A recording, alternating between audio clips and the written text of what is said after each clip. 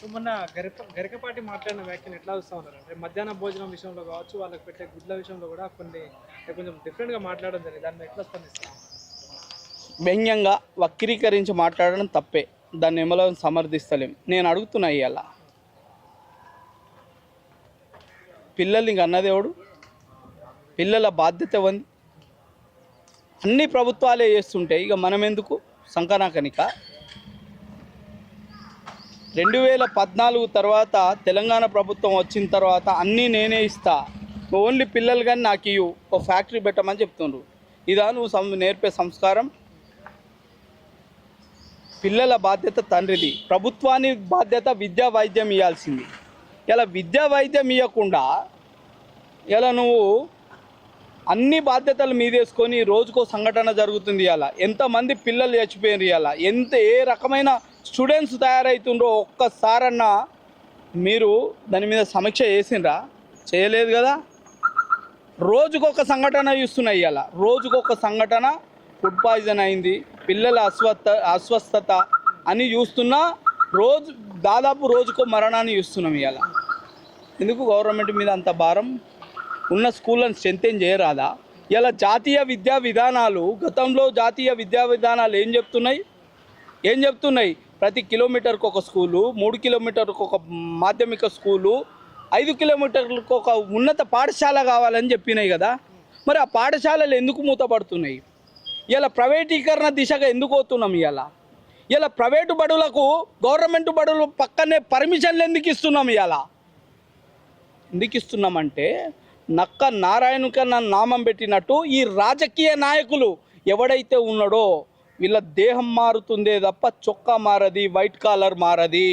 కాబట్టి వీళ్ళ బుద్ధి గుణం అన్నీ ఒక రకంగా ఉన్నాయి. కాబట్టి ప్రాథమిక స్థాయిలో ఉన్న స్కూళ్ళను అన్నీ మూసేయడానికి వీళ్ళు నడుతుండ్రు. ఈ దేశంలో, ఈ రాష్ట్రంలో ఏమి ఇచ్చినా ఇవ్వకున్నా విద్యని ఇవ్వకపోతే వాడు అల్టిమేట్గా దిగజారిపోతాడు. వాడిని రకరకాల ప్రలోభాలకు గురిపెట్టి తాగుబోతుని తయారు చేస్తే మనం అన్నోనికి ఓటేస్తాడు. రాజకీయ నాయకులకి ఇదే కావాలి, వాళ్ళు అక్కడనే ఉండాలి, మేము ఇక్కడనే ఉండాలి అనే రకంగా తయారవుతుందే తప్ప తల్లిదండ్రి బాధ్యత పిల్లలది. వాళ్ళ పెళ్ళి చేసే వరకు, పెళ్ళి ఈడు వచ్చే వరకు బాధ్యత తల్లిదండ్రులది. విద్యను అందించే బాధ్యత మాత్రం ప్రభుత్వానిది. కాబట్టి ఆయన విద్య విషయంలో మాట్లాడిన విషయంలో తప్పు లేదు, కానీ వ్యంగ్యంగా ఏదో కూటికి లేనోళ్ళు, తిండికి లేనోళ్ళు అనే మాటలు మాట్లాడడం అనేది తప్పు. అంటే తెలంగాణ అసెంబ్లీ సమావేశాలు నడుస్తా ఉన్నాయి, బడ్జెట్ ప్రవేశపెట్టిన ఎట్లా చూస్తా ఉన్నారు? దానికి సంబంధించి ఏం చెప్తారు? అంకెల గారడి కనిపిస్తుంది. అలా వాస్తవికత బడ్జెట్ ఎంత, మనం ఖర్చు చేస్తున్నది ఎంత, ఇలా ప్రజలకు అందుతున్నది ఎంత అనేది లెక్కపత్రంతో బడ్జెట్ పెట్టే నాటికి శ్వేతపత్రం విడుదల చేయాలి. ఎందుకంటే గతంలో సెంటినరీ సెలబ్రేషన్ కోసము 100 కోట్ల రూపాయలు ఇచ్చిండ్రు ఉస్మానియా యూనివర్సిటీకి. మరి ఇచ్చింది ఎంత? 50 లక్షలు, 60 లక్షలు. ఏమైందిరా అంటే వీళ్ళు ఖర్చు చేసుకోలే, బడ్జెట్ వెనకకు పోయింది. నేను అదే అడుగుతున్నా. ఇలా సప్లాన్ లోపల 25,000 కోట్ల రూపాయలు ఎవ్రీ ఇయరు ఎస్సీ ఎస్టీలకు కేటాయిస్తున్నాము. మరి అందులో ఖర్చు అవుతున్నది ఎంత? ఇతరత్ర మిగతా కమ్యూనిటీలకు మనం కేటాయిస్తున్నది ఎంత, ఖర్చు అవుతున్నది ఎంత అనేది క్వశ్చన్ మార్క్, $1 మిలియన్ ప్రశ్న ఎక్కుకున్నది. ఇలా రాజకీయ నాయకులు హంగులు ఆర్భాటంగా ఇంత కేటాయిస్తున్నాం, అంత కేటాయిస్తున్నాం అంటే విద్యలో కేటాయించడం ఇంత 25%, 23% అని 21% అంటుర్రు. ఇలా దానిలో జీతాలకు ఎంత పోతున్నాయో ఒక్కసారి ఏమన్నా ఎవడన్నా కాలిక్యులేట్ చేసిండా? జీతాలకు ఎంత పోతున్నాయి? మరి జీతాలకు నాతాలకు పోంగా మిగిలింది ఎంత అనేది ఎప్పుడన్నా మీరు అసెస్ చేసుకున్నారా?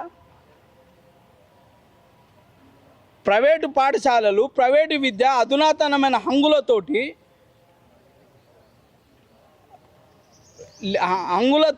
వాళ్ళు కొట్టుమిట్టాడుతున్న స్టాఫ్ తోటి నడిపిస్తుంటే అన్ని రకాల టెస్టులు పెట్టి ఇవ్వాలా, నిష్ణాతులైన టీచర్లను పెడితే మరి మన పాఠశాలకి ఎందుకు వస్తలేరు? మనది ప్రభుత్వానికి తప్ప, పరిపాలకులకు తప్ప, మరి అక్కడ పనిచేస్తున్న టీచర్లకు తప్ప, లేదా బడికి పంపని తల్లిదండ్రులకు తప్ప? ఎవడు చెప్పాలి ఇది? కాబట్టి వ్యవస్థలో ఇంకోటి బీసీ నాయకులారా, మీరు బీసీ నాయకులని చెప్పుకునే కంటే చచ్చిపోండి. మీరు బతికుండే కంటే చచ్చిపోయింది మేలు. ఎందుకంటే 3,000 కోట్లు ముష్టి 3,000 కోట్లు ఇస్తావు. ఎందుకు కడుతుండ్రా బీసీ నాయకులు ట్యాక్సులు? కట్టకుర్రి ప్రభుత్వానికి ట్యాక్సులు. ఏం బిగుతుందో చూద్దాం. ప్రభుత్వం ఏం బిగుతుంది? ఇలా నీవు కట్టే ఇలా అంటున్నారు కదా. ఇలా ఒక నాయకుని చూసిన పార్లమెంట్లో పంగనామాలు పెట్టి మాట్లాడుతుండు. పార్లమెంట్లో నేను కట్టేది ఎంత, నాకు ఇచ్చేది ఎంత అని అడిగినాం. మరి బీసీ సామాజిక వర్గం 56% ఉన్నది. వాళ్ళు కట్టేది ఎంత, వాళ్ళకి ఇచ్చేది ఎంత చెప్పాలి కదా నువ్వు. సోయుందా? తాగి మాట్లాడుతుండ్రా, తడిపి మాట్లాడుతుండ్రా? ఏమన్నా అర్థమవుతుందా? ఇలా ప్రభుత్వానికి అర్థం కావాలి. ఇది మీరు పెట్టే అంకాల గ్యారడీ మస్తు చూస్తున్నాం. ఇలా మీరు రిక్వెస్ట్ చేస్తుండ్రు, రిక్వెస్ట్ చేయండి. రకరకాల వెనుకబాటు గురైన కులాలని అభివృద్ధి చేయండి, కాదంటలే మేము. కానీ మీరు చెప్పే మాటల గారడికి మాత్రం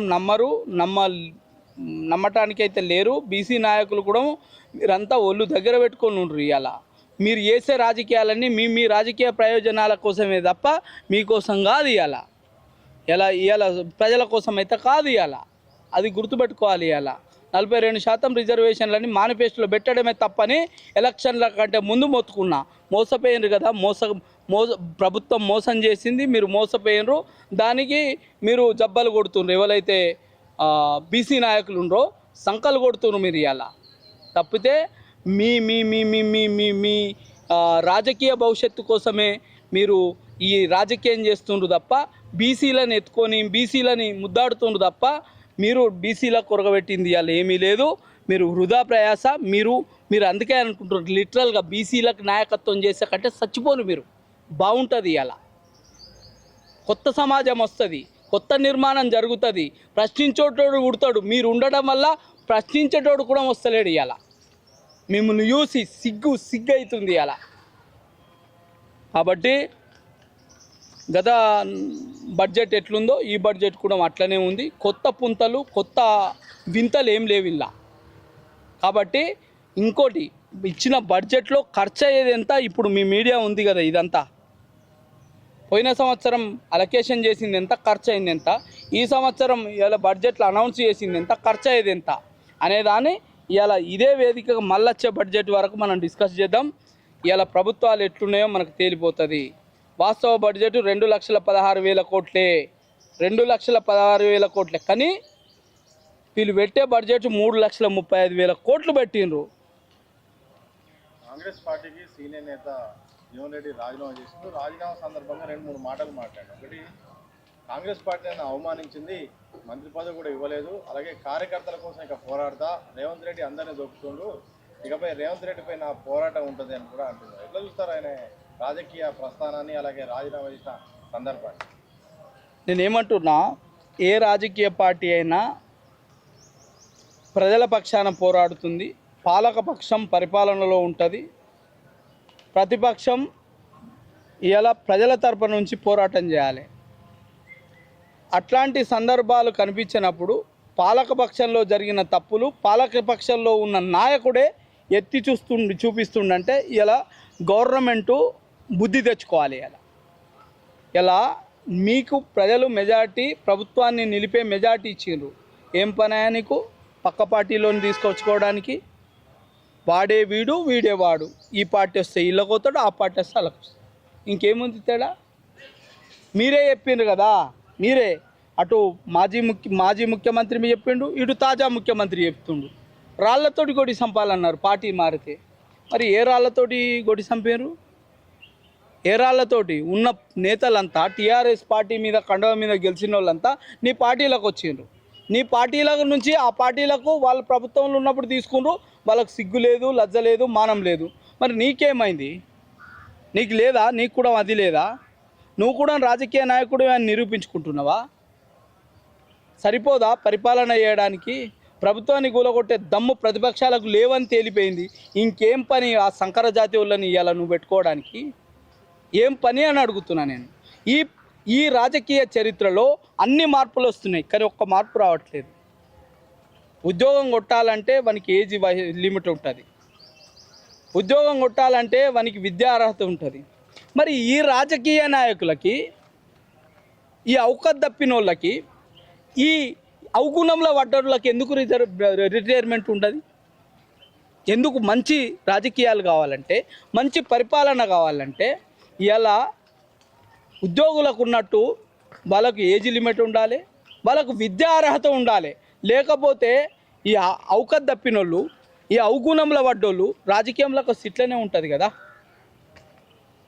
ప్రజలు ఈ తెలంగాణ రాష్ట్ర ప్రజలు, దేశ ప్రజలు చూస్తుండగా ఒక పార్టీ కండువా కప్పుకొని ఇంకో పార్టీ తరపున పోటీ చేసిన ఒక నాయకుడు ఇలా మారితే ఏం లేదట, ఏం లేదు. ఎందుకున్నావా స్పీకరు? గాడిదలా కాజేనుకున్నావా? గడ్డి వీకనుకున్నావా? ఎందుకున్నావు? ప్రజల సొమ్మే కదా తినేది. పార్టీ మారినప్పుడు డీముడ్ టు బి క్యాన్సల్ కావాలి కదా, సభ్యత్వము అండ్ పదవి. ఎందుకు క్యాన్సల్ కాలేదని అడుగుతున్నా నేను. ఎలా నిండు సభల అసెంబ్లీ వేదికగా ఇలా మీరు ఇంత అన్యాయం చేస్తే ఎవ్వడు అడిగేటోళ్ళు లేడు. ఇవాళ ఆ పార్టీ చేసింది, ఇవాళ ఈ పార్టీ చేసింది. మీ మధ్యలో ఏం తేడా ఉన్నది? ఇద్దరు రాజకీయ బ్రోకర్లే కదా, ఇద్దరు వేరే కాదు కదా. పార్టీ మారిన వాళ్ళని ఆ మాట కాక ఇంకే మాటతోటి పిలుస్తాం మేము, అంతే కదా. నీకు గౌరవప్రదంగా ఆ నియోజకవర్గ ప్రజలు ఇలా ఓటేసినప్పుడు 5 ఏళ్ల కాలానికి నయాన్నో భయాన్నో మంచో చెడ్డో ఆ పార్టీలో ఉండాలి. ఒకవేళ పార్టీ మారినప్పుడు ఆ పార్టీ ప్రాథమిక సభ్యత్వము తర్వాత ఆ పార్టీ పదవి పోయి ఇలా మళ్ళీ ఎలక్షన్ రావాలి కదా. అప్పుడే కదా ఎలక్షన్ల మీద మనకు మంచి అభిప్రాయం ఉంటుంది, ప్రజాస్వామ్య వ్యవస్థ మీద ఒక నిబద్ధత ఉంటుంది. ఇట్లుంది రాజకీయాలు. ఎందుకంటే ప్రజలు మారనంత వరకు ప్రభుత్వాలు మారాయి. ప్రజలు డబ్బు తీసుకొని ఓటేసినన్ని రోజులు ప్రభుత్వాలు ఇట్లనే ఉంటుంది. మేము డబ్బు ఇస్తాం, వాళ్ళు ఓటేస్తారు, అంతే తప్ప ఇంకొకటి ఏముండదు. కాబట్టి ఈ రాజకీయ నాయకులు ఉన్నంత వరకు ఈ మార్పు జరగది. ప్రజలు మారేంత వరకు రాజకీయ నాయకులలో మార్పు రాదు. కాబట్టి ప్రజలు ఆలోచించుకోరి. నేను నాయకులను అంటలేను, ప్రజలను అంటున్నా. ప్రజలు మారుండ్రి.